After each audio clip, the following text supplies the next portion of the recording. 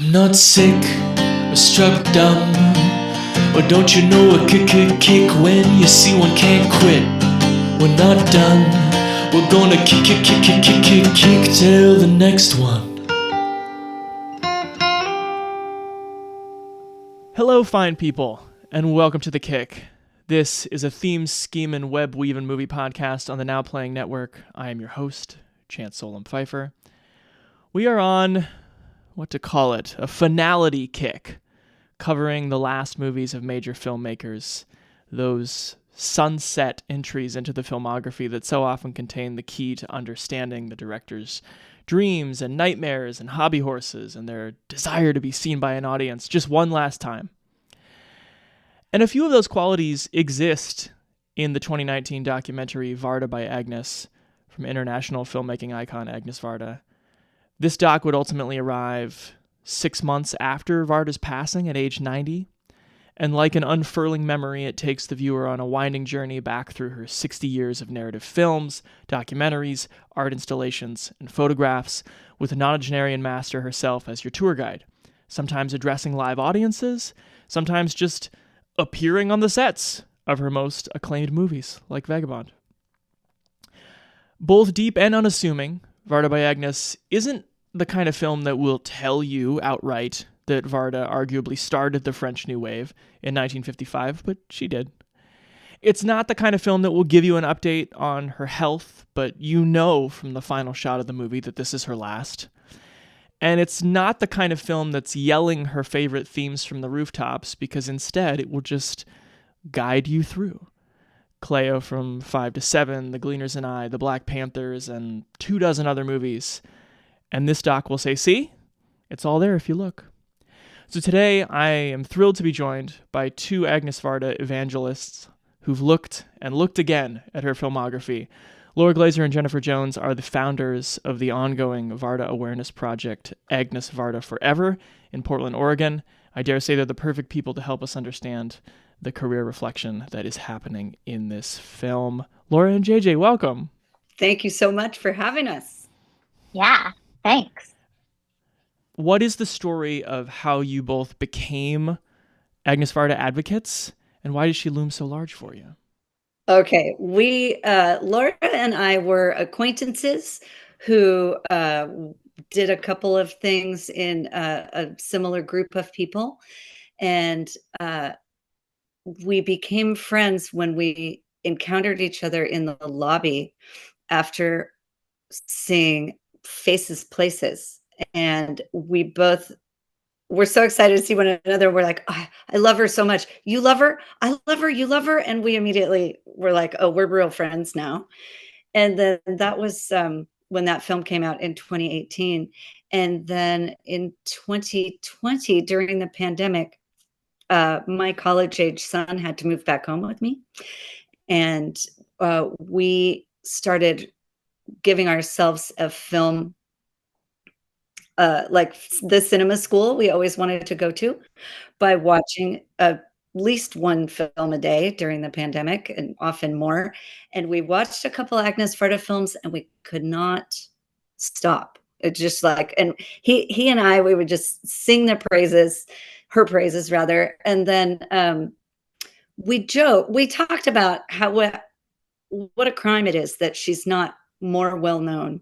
And I said, I wish I could just make a billboard that said Agnes Varda Forever.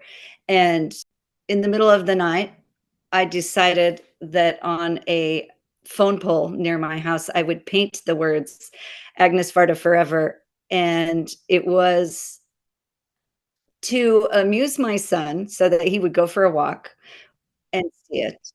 And hopefully other, people, this was on a busy street, and I thought maybe people walking their dog would see it. And my goal was that people who already knew her would see it and think it was fun and be delighted.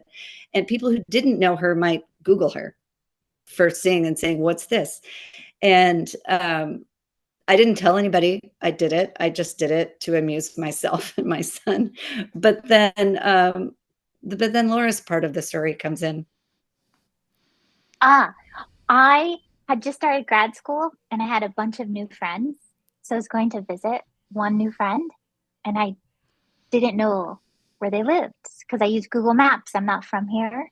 And on my way to driving to this new friend's house, I was driving through JJ's neighborhood, not realizing it. All of a sudden, this sign that says Agnes Varda Forever appears on the side of the road. And I'm like, oh my God, I must turn this car around. I took a photo of it, visited the new friend, came home, and immediately emailed JJ saying, holy crap, can you believe someone else in Portland loves Agnes Varda as much as you and I? Then she wrote back to me and was like, I did that. Then, because I was in grad school, I told everybody about this. I was like, can you even believe this stroke of luck? Fast forward a couple of months and I get this assignment. Every student in my class was given $100 to commission someone to do something. I asked JJ if I could commission her to continue the project, which is how the poster project started.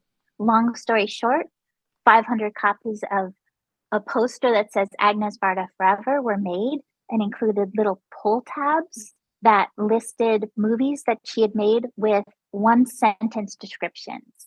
Because this was the pandemic, people all over the state were picking these up from light poles that JJ had hung them on around the state and beyond. Yeah, the art project was such a fun success and went a little bit viral up with the internet and people wanting to know who it was, that eventually the Clinton Street Theater, bless their hearts, asked us if they could host a festival and we would program it. And I don't want to make people wait 40 more minutes. I hope we can talk about this. Are you going to program some movies at Clinton Street in 2025? Can we talk about this? Yes, we are. We're going to do this in March. J'ai fait des films très très différents dans ma vie. Et donc, il faut que je vous dise qu'est-ce que c'est qui m'a mené à faire ce travail pendant tant d'années. Voilà, c'est bon, c'est bon. Il y a 3 mots qui sont importants pour moi. Inspiration, création, partage. L'inspiration, c'est pourquoi on fait les films. Quel motif, quelle idée, quelle circonstance, quel hasard qui fait qu'un désir se met en place et on travaille pour faire un film. Création, eh bien, c'est comment on fait le film. Let's start with this last movie, her looking back on her career or helping an audience look back.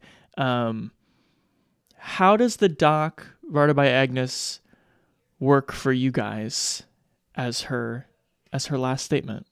I think it's phenomenal. I think it would be so great if all of the great film directors would make a documentary about their lives right before they died. Wouldn't that be so handy?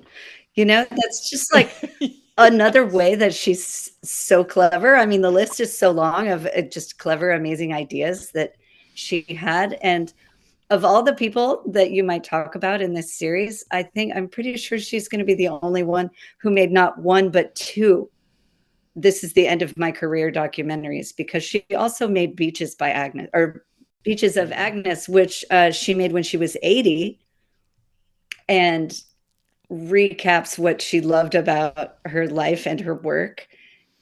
And then she just did it again when she was 90. Yeah. Incredible. And in that intervening 10 years, she did so much. Her energy is astounding. There is an interesting moment in this doc where she's like, yeah, when I was 80, I was all stressed out about how much more I had to do. And now that I'm 90, finally, I'm like, okay, whatever, I'm good. But yeah, that drive, that motivation. Laura, what do you think? Now I want to rewatch everything I've already watched because she shed a new light. You know, it was like having her on my shoulder in a different way than when she's on my shoulder as the director of those films. You know, now I've got more of her perspective to look through, and I want to revisit all of those films in a different way. I wonder if you could both kind of help me for the uninitiated here. Agnes's filmography is so diverse. I was thinking if there's like a duality to it, which is reductive as all dualities are, but you have the documentary, curiosity-driven, spontaneous, I just saw these people on the street picking up trash to feed themselves, or I just saw these merchants with their wares, and I was like, what's going on with you? And I held up and she's like 75 and embraces digital photography, because she's like, it's so much less intrusive. I could just stand there and talk to anyone. And then she has this other part of her filmography that I would say is like much more formalist and consciously stylized. And you kind of see both halves actually in her first movie. The last time that we all talked was about La Pointe Court, and half of it is about this seaside community and their life, and half is the kind of French New Wave thing of like faces at perfect right angles of this like very studied, choreographed story of this couple. But I was curious if you could help me kind of break that down a little bit. Like, what do you, when you guys think about the diversity of her career and some of the standout films, what comes to mind? I can't think of another filmmaker whose body of work is as diverse as hers. She made just every single type of film. She even has animations in some of her films. She followed her curiosity, and sometimes the curiosity was, how do I make a a standard fictional drama with the financial backing of, not exactly a studio, but producers lending money and making films the old-fashioned way. She did that a number of times, and she's doing something that I don't see a lot of other filmmakers doing, which is constantly investigating herself and her own ideas. Even in her fictional films, like in Vagabond, she's examining the idea of freedom and is it possible for women. She's doing this with her first movie. Gosh, I just the question's actually so complicated because so many of her movies are so different from her other movies. And one duo that I love to see together and suggest that people watch together is her films that she made in Los Angeles. She made 2 films back to back in Los Angeles, and one of them is a documentary, Murmurs, which is the French word for murals, that's about culture in Los Angeles. And she doesn't put herself into it physically. You don't see her, but she narrates the entire thing and talks about her own experience of being in Los Angeles and seeing these people and trying to understand Chicano culture, particularly, and going to Watts and trying to understand the Black Panther movement at its beginning. And then at the same time, she made a film, which is a regular type of feature film, documenteur, where she has another woman who, wildly enough, was her editor, who was not even an actress, play essentially her in an autobiographical story of what she was going through living in Los Angeles, being separated from her partner, and her own son plays the son in the movie. I was going to mention daguerreotypes because anytime we talk about the project, I like to talk about daguerreotypes. It's like a safe place for me. I don't know. So she has the curiosity chasing, which is like nonfiction documentary side. But then there's also this fiction, this pursuit of fiction and storytelling and how they intersect. And daguerreotypes does that really well for me because we are always traveling with Agnes through her life.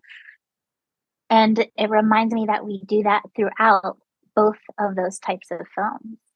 So they intersect in that way where we're like, oh, is this about her? Or is this about what she has made up?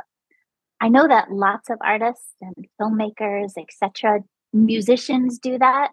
But because we know Agnes does both often, it blurs the line really in an inspiring way where I think as a moviegoer, I start to look at the world differently. I'm like, oh, it's viable and valid to make fictional films that are documentary in nature and to always be bringing in both parts, nonfiction and fiction. And that curiosity is enough. Is there anything in this doc that makes you look at her career any different? Whether it's the whole arc of it or a little subsection of it or one movie, did it change your perspective at all? I think an example you tell me, JJ, if this is on the right track, but when she's describing La Porte and talking about how she had barely even seen any movies, but she had done work as a photographer, and so she made this film. It seems like she could have dwelled on that difficulty and really like talked about coming from whatever, like an absence, but instead she, like JJ said, is just like, well, I did this thing with what I knew how to do and with what I had.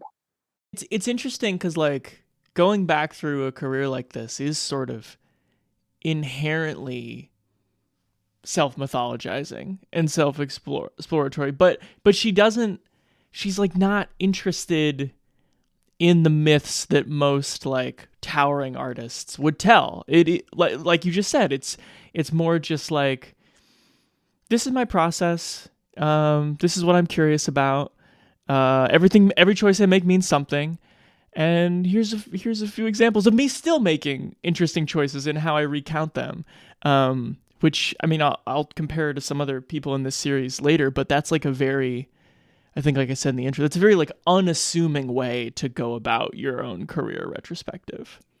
Yeah, I think a thing that's interesting is that the end of the film Faces Places, they're in that film, they're moving through rural France and they're getting to their destination, which is the home of Jean-Luc Godard, who was her friend and is the one who gets a lot of the credit for beginning the French New Wave, which we all know was actually Agnes. And he's reclusive, he's recalcitrant, he's grumpy, he's no longer making films. And when they get to his door and they knock on it, he's inside and he doesn't answer. And I just think a more beautiful juxtaposition of styles of coming to the end of your career could not be more possible. You know, there's Agnes in her late 80s making a film with a guy who's in his 30s, totally indulging every curiosity, being open and honest about her age and what's difficult for her and how her eyesight is failing, and laying it all out there. And then she goes to visit the guy who is known as the father of the French New Wave. And he does not participate in examining himself or letting us examine him in any way. And I just think it speaks volumes without saying anything. And she weeps. Like it's like the moment where she loses, like so emotional, and JR is there he like wraps his arm around her. One of the things that there is way more of than I expected there to be in Varda by Agnes is sections about her museum pieces and art installation work, stuff that I never would have expected to see. And I honestly, I was thinking too, if in my, 2024 addled technology brain, if someone was like, do you want to see a documentary about someone's museum pieces? I don't think I would jump. But seen in the context of this whole journey back through her filmography, they were just as interesting and clearly of a piece with her other work. I wonder what you guys thought of the presence of those more, the art installations in the doc. Yeah, it was really an invitation into the art world from a major curator in the art world as he was putting together an exhibit in the 2002 Venice Biennale. And he remembered watching her films and thought that she would be a great contributor to the theme that they were working on. And she doesn't treat it as a retrospective of her works, which I think more of the classic masculine, maybe, filmmakers might have done. Here are some great silver gelatin prints that are stills from my classic films. No, she does something new with things she's been working on. And it's an invitation into that world, like JJ was saying, where I think she was, we know she was part of the French New Wave, but like they say like she said in the film, like it's just, it's always the men. And she's not often pictured even when the documentation of that era. And here she was being included, and it blossomed into even more. There's the book, The Third Life of Agnes Varda. That's a documentation just of the non-film work that she was doing. Is that all photography, Laura? What's in the... No, sculpture. Sculptures. I'm not able to pull up a photo of what I just said, but it's lots. It's a lot of stuff. There's even more artistic mediums I don't even know about that she worked in. So many of the other people that this series is covering, I'm doing the Coppola's Megalopolis. We did Kevin Costner's crazy 4-part Western that's never going to get made. We're doing Kubrick, did Nora Ephron's Julie and Julia. But these are all kind of people who, battled the American studio system and had these highs and lows. And for their last movies, they're all kind of like going for grandeur in their vision and their budget. And I just feel like grandeur must not appeal to her. And I don't know if that's just because she conceives of herself as an independent artist, or if it's just because I'm used to like an American mode of the major artist. But she's not really like hell-bent on actualizing her ideas on this big stage. Why do you guys think she was able to like stay free of that or do her own thing? I can't help thinking that the two main reasons for what you've just described are her gender, sure, and her relationship that she always had to money, which was that she throughout her career, she raised just enough money for the project. It seems that her innate, I don't want to call it humbleness, because I don't think she was humble. I think she was actually very proud of herself and very driven by her belief in herself. But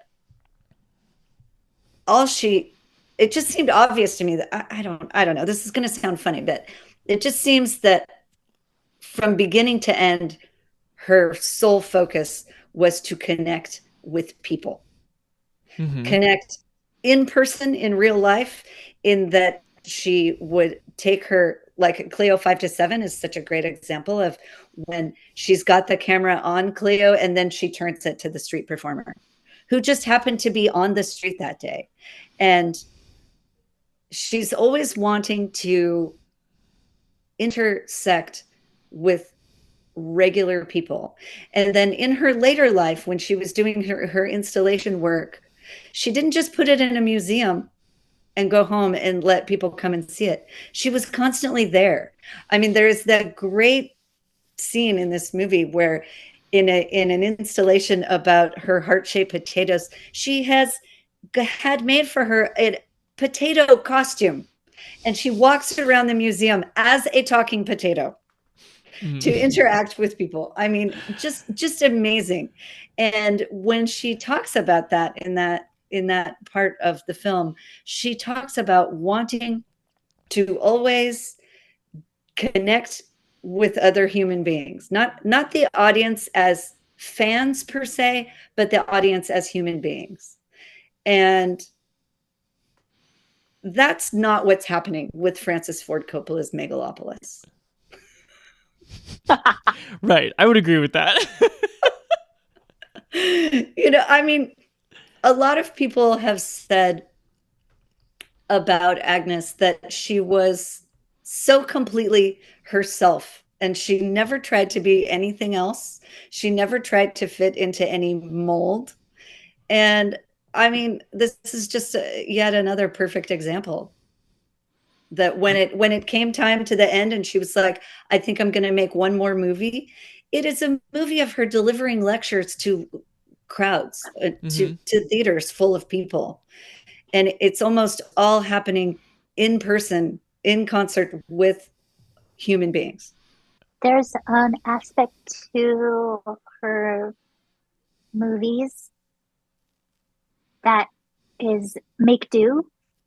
And of course, we can attribute that to her not having heaps of money available. And in my own personal mythology of Agnes, that's often what I'm seeing, is that there is a world to be made, an art world to be made locally and made with what is available to you. That's why Daguerreotypes is so special to me.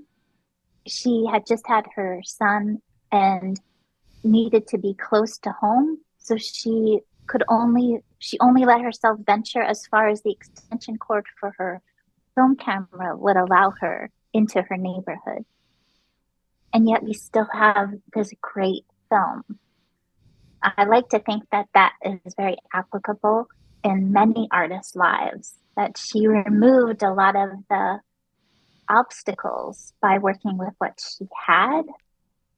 And I think that's really important answer to your question too. I think those are all great answers, because there's something about some of these like 3-hour epics to close out careers that are like an 80-year-old artist being like, and no one will ever limit me ever again. And I don't care if I have to sell my 4th house and my 5th house. And of course, there's definitely a huge degree of privilege and commercial ambition that lands you in that position in the first place that she never got to have. But there is something about working in concert with your limitations, like you just described with that extension cord, Laura, that is like really beautiful in a way that mortgaging the controlling share of your winery just isn't as beautiful. So cheers to Agnes on that. So you guys have already done an awesome job of recommending her films, which I think makes total sense, because this doc, Varda by Agnes, is just this portal to like invite people to explore any corner of her career that they want. But I was curious if you guys wouldn't mind, what would you recommend as a starting point for someone who is just starting their Varda journey, and maybe a deeper cut? Can we shout some things out? Well, if you only have 20 minutes, one of my favorite films is Uncle Yonko. Yeah. It's 20, maybe 25 minutes, and it's so much fun. It's so completely unserious, while at the same time, really exhibiting her sort of, she says in Varda by Agnes, she talks about that film and she said, I met him and I had to make a film. It's so urgent. I love the urgency and the playfulness and the fun. I think it says a lot about her personality, that movie. I'd love to suggest that movie because if someone's first introduction was Vagabond, they would not think that that same director could make a film like Uncle Yonko, which is just silly and fun. And Vagabond is one of the most heavy films around. I mean, there's no happy story there. And the fact that this woman could make both of those films is fascinating. I'm going to go off my personal script of always suggesting The Gleaners and I, and say one sings, the other doesn't. Mm-hmm. Probably because of the timeliness of the subject matter of that film, abortion rights, women's bodies. Also, JJ and I are so involved in letter writing and correspondence. And I think that is a film about friendship and time through letter writing over many years. And it's really beautiful to watch friendship depicted the way that Agnes depicts it in that film. That there's lots of distances, life changes, that a postcard can bridge time and relationships. And I really like that.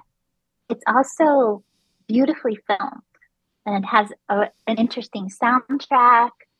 It feels like it's from another time sometimes that people might have trouble connecting with. But then it jumps immediately into like the present with its subject matter, and it feels a little rough around the edges sometimes. And I think in our media saturated lives right now, it feels good to watch and hear something that is imperfect. I think those are great recs. I thank you both so much for guiding me through this already guiding movie. Anything else you want to shout out here at the end? You're back at Clinton Street in March. But it could be a plug. It could just be anything Varda. I am curious, Chance, how you would answer that question. What is a Varda film that you think people could start with? I would have actually probably said either Murmurs or La Pointe Courte.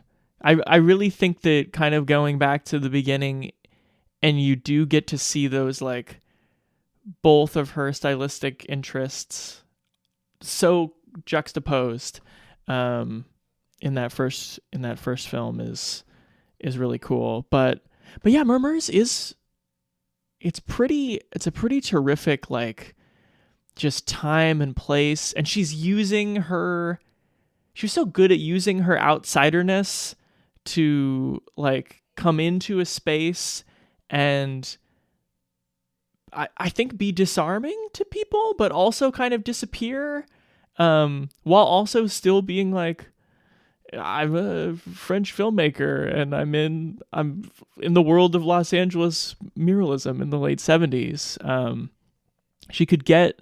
feel like she could get people to tell her anything by just sort of being open about the fact that I'm unlike anyone you've ever met, and I'm here with my camera. What do you think? And then they would open up. So, yeah, those would be mine. Very nice. I was going to say, when we were first talking about our Agnes Varda Forever poster project, one thing that we should have mentioned is the poster is available as a free download from agnesvardaforever.com. So that if anybody wants to be watching her films in their own city, town, community, and needs to drum up people to be more aware, they could just download the poster, make a bunch of copies, and hang it up around their town and start their own festival, which is our dream. And people have done it. A group of students in Bogota, Colombia have done it, and a fan of the project in Texas did it as well. They didn't do festivals, but they did use the poster and put it up around their city. That's amazing. Well, there you go. That's pretty cool. That's the third pillar of Varda's creative process. Sharing. You guys are really right. You're really in the spirit. Well, Laura, JJ, thank you so much for talking and spreading the word here. I appreciate it.